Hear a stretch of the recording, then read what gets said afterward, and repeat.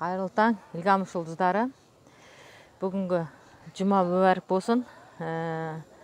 Аллам бізге береке мен тыныштық берсін. Қазақ елім, халқым тек қана бай қуатты халықтардың мемлекеттің қатарында, алдыңғы қатарында болсын деп тілеймін. Бүгінгі дұға тілектеріңіздің барлығы қабыл болсын. Енді мен сіздермен бүгін тағы да жүздескелі отырмын. Запись арқылы болса да. Кешелі бері осы жерге келгелі мен қатысып түсінгенім мынандай дейді. Шынында да армансыз адам болмайды деп жатамыз ғой. Кеше Норберт Гофаның айтуы бойынша бүйтеді. Армансыз адамнан қорқпа дейді, мақсатсыз адамнан қорқ дейді. Армансыз адам қиялдамайтын адам болса, жарайды, бола берсін деген сияқты ғой. Ал енді алдына мақсатсыз адам болса, ол мүмкін емес. Мақсатсыз адамның болуы мүмкін емес екен. Сондықтан жалпы білесіздер ме, біз көп жағдайда өзіміздің алдымызға үлкен бір қол жетпейтін мақсат қойып алады екенбіз да, арман қойып алады екенбіз да, содан кейін сол арманды ойлайды екенбіз менің мақсатым деп. Ал енді әр арманға жету үшін соған апаратын кішкене ғана жолдар болу керек, кішкене баспалдақтар сияқты. Сол баспалдақтарды қоюымыз керек. Мысалы қараңыздар, сіздер бүгіннен бастап осы нәрсені жасаңыздаршы. Прям қазір қаламдарыңызда, қолдарыңызда қалам қағаз алыңыздар да, осы бір 5 жылда қолым жетсін деген бір армандарыңызды жазыңыздар. 10 арман жазсаңыздар болады. Сол 10 арманның ішінде ең бірінші орындалу керек деген бесеуісін белгілеңіз. Сол бесеуісінің ішінен ең бірінші қайсысы маңыздырақ деген, бір деп, 2 деп, 3 деп, 4 деп белгі қойыңыздар да, және сол мақсаттарыңыз, армандарыңызға жету үшін әр күні бір нәрсе болса да орындап отырыңыздар. Әр күні бір нәрсе болса да. Сол кезде біз арманымызға жетеді екенбіз. Және керемет мақсат құра аламыз. Міне мен арт жағымда отырған Норберт Гофа, ол кісіде бағанан бері мен байқап отырмын, бір адамдармен сөйлесіп, қайқа кетіп қалды, тоқта, бұл кісілер емес, бұл кісі емес. Ар жағында көрсетем қазір. Ар жағында отырған Норберт Гофа осы барлық немнені жұмысқа бастап форумды ұйымдастырып бәрін жасап жатқан. Сол кісінің айтуы тұрып қазір қайта кетейін деп жатқан. Так. Ал қыздар мен жігіттер, шынында да осы егер де сіздің өзіңнің алдыға қоятын мақсатың жоқ болса, басқа адамдар сізді өз мақсатына пайдаланып кетеді дейді. Шынында да, мысалы, егер де сіз тек қана жұмысқа барып, келіп,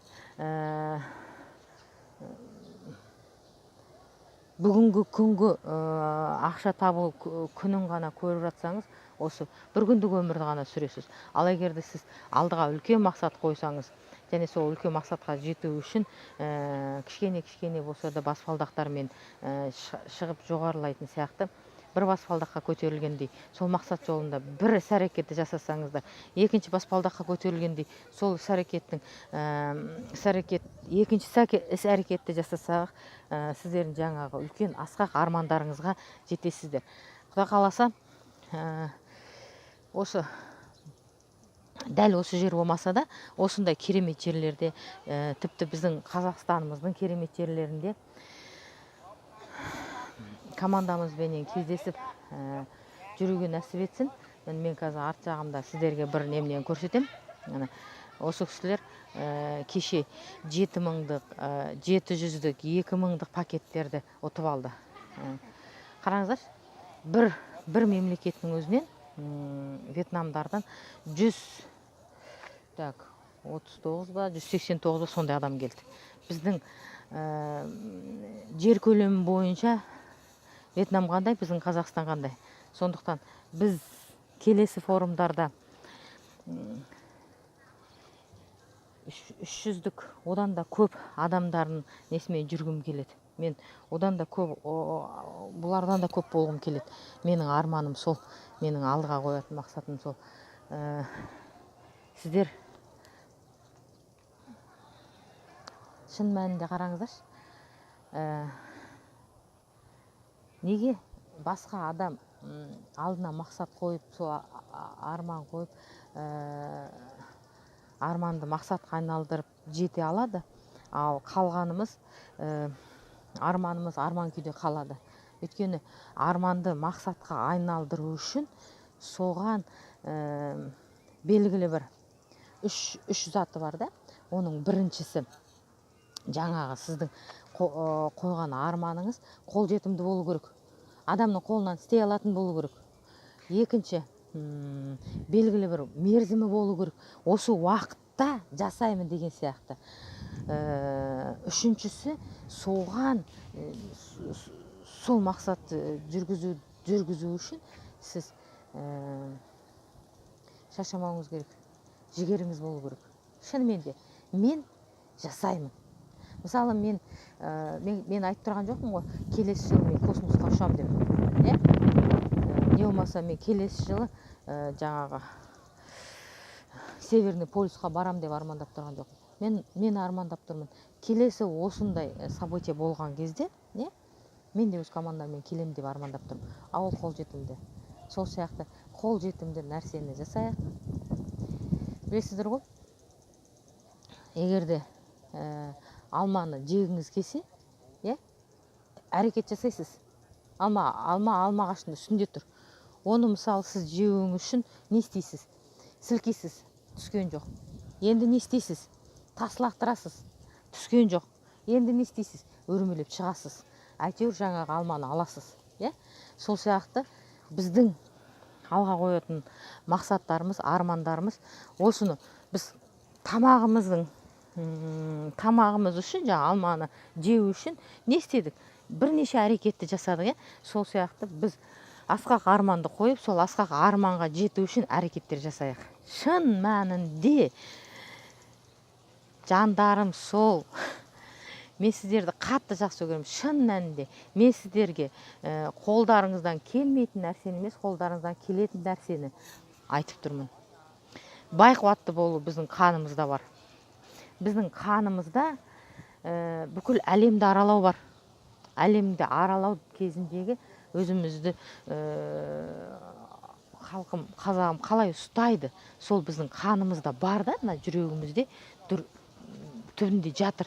Тек біз соны ұйықтатпауымыз керек. Мына мидағы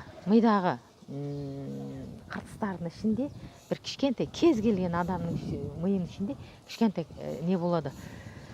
Күмән болады да, сол кішкентай күмәнді семіртпеуіміз керек. Керісінше сезімді, сенімді, осы өзіңнің қандай іс-әрекетпен айналсаң да, өзіңнің іс-әрекетіңе деген сезімді семіртуіміз керек та, сенімді семіртуіміз керек. Біз егерде ертең-ерте шыққан кезде, осы мен ұйықтап қалатын болдым, мен қазір автобусқа кешігетін болдым деген қайта-қайта жаңағы күмәніңіз болатын болса, міндетті түрде ұйықтап қаласыз. Міндетті түрде жаңағы нетесіз. Міндетті түрде сіз ұйықтап қаласыз, или болмаса кешігесіз. Сондықтан давайте бірінші өзіміздің сенімімізді. Міне қазір келіп тұр біздің қасымызға. Менен суретке түскісі келіп. Момент. Жақсы, сау болыңыздар. Давайте скажите хай. Скажите хай. Жақсы, сау болыңыздар. Сіздермен сөйлескен, сіздермен бірге болған Шолпан Қасымжанқызы.